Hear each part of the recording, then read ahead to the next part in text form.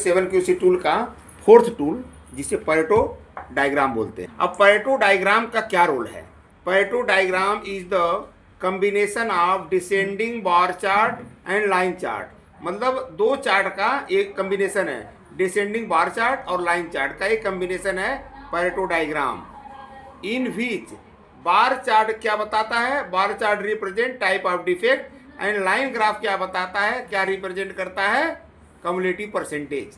तो ये जो परेटो डायग्राम है, इसको इटली के जो इकोनॉमिस्ट थे परेटो, उन्होंने ये परेटो डायग्राम बनाया था और उन्होंने इसमें 80-20 का प्रिंसिपल भी लागू किया था कि 80-20 प्रिंसिपल में क्या होता है कि उन्होंने ये बोला कि 20% कारण ऐसे होते हैं कि जिनको अगर हम सॉल्व कर लें तो हमारा 80% प्रॉब्लम ऑटोमेटिक सॉल्व हो जाएगा।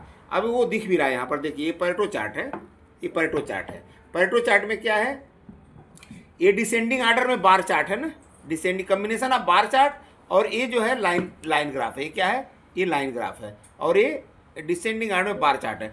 तो ये डिसेंडिंग ऑर्डर में बार चार्ट और ये जो लाइन चार्ट जा रही है, लाइन ग्राफ जा रही है, इन दोनों का कॉम्बिनेशन ही परेटो चार्ट, परेटो डायग्राम कहलाता है। तो परेटो ने ये बोला, परेटो ने सबसे पहले ये किया कि कौन सा ज़्यादा मेजर इशू है, उस मेजर इशू को सबसे पहले अटैक करो। तो मेजर इशू को सबसे पहले उन्होंने ये डिसेंडिंग ऑर्डर में ये ग्राफ को कर लिया, डिफेक्ट को डिसेंडिंग ऑर्डर में कर लिया। सबसे ज़्यादा डिफेक्ट क्या था? 33 पीस क्या था? Outer dia under size. तो सबसे पहले वो प्रॉब्लम आया। दूसरे नंबर पर ओडी रनआउट एनजी 27 पीस, उससे कम आया bore ID over size 11 piece. तो इस तरह से सबसे टॉप जो डिफेक्ट है वो सबसे पहले और डिसेंडिंग ऑर्डर में इन्होंने बनाया। जो बार ग्राफ है ना, हिस्टोग्राम, हिस्टोग्राम से ही निकाल करके, हिस्टोग्राम में जो है डिसेंडिंग ऑर्डर में नहीं है, जिग जैग टाइप का डिफेक्ट है, और उससे उसी से हिस्टोग्राम से ही हम परेटो चार्ट में क्या करते हैं, डिफेक्ट को डिसेंडिंग ऑर्डर में ले लेते हैं, बार चार्ट को डिसेंडिंग ऑर्डर में कर लेते हैं। यानी सबसे पहले सबसे ज़्यादा डिफेक्ट, उसके बाद उससे कम डिफेक्ट, उससे बाद उसके कम डिफेक्ट। इस तरह से डिसेंडिंग ऑर्डर में ग्राफ बन जाता है। और यहाँ पर ये देखिए चार्ट है, ये डिफेक्ट है, outer dia under size, OD runout NG, outer dia under size कितना पीस है? 33 पीस। ओडी रनआउट एनजी कितना? 27 piece. Bore ID over size कितना? 11 पीस। थिकनेस अंडर साइज कितना? 7 piece. Length under size 5 piece. Face runout 5 piece. Thread over NG 4 piece. Dent 4 piece. Rusty 3 piece और hardness 2 piece. ये 100 piece, 100 part जो है rejection हुआ है, 100 part. अब इसकी कम्युलेटिव क्वांटिटी कैसे निकलेगी? ये कम्युलेटिव क्वांटिटी है 33 का 33 रहेगा। अब जब ये दूसरे वाले रो में हम आएंगे तो 33 में ये 27 को ऐड करेंगे तो 60 हो गया। अब तीसरे रो में आए तो 60 में ये 11 को, ये 60 में 11 को ऐड कर दिए तो 71 आ गया। फिर फोर्थ रो में अब 71 को ये 7 से ऐड कर दिया, 78 आ गया।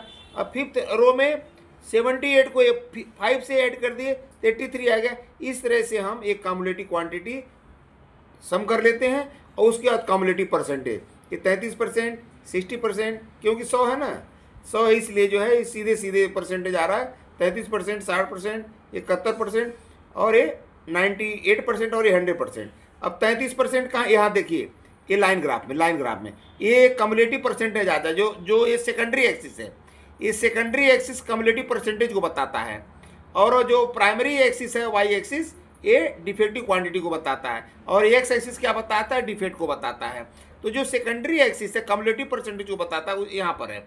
ये कम्युलेटिव परसेंट 33 आया तो ये 33 हुआ। कम्युलेटिव परसेंट 60 हुआ। किसके लिए? ओडी रनआउट एनजी के लिए। ओडी रनआउट एनजी के लिए 60% आया तो 60% हो गया। बोर आईडी ओवर के लिए 71%, 71 हो गया।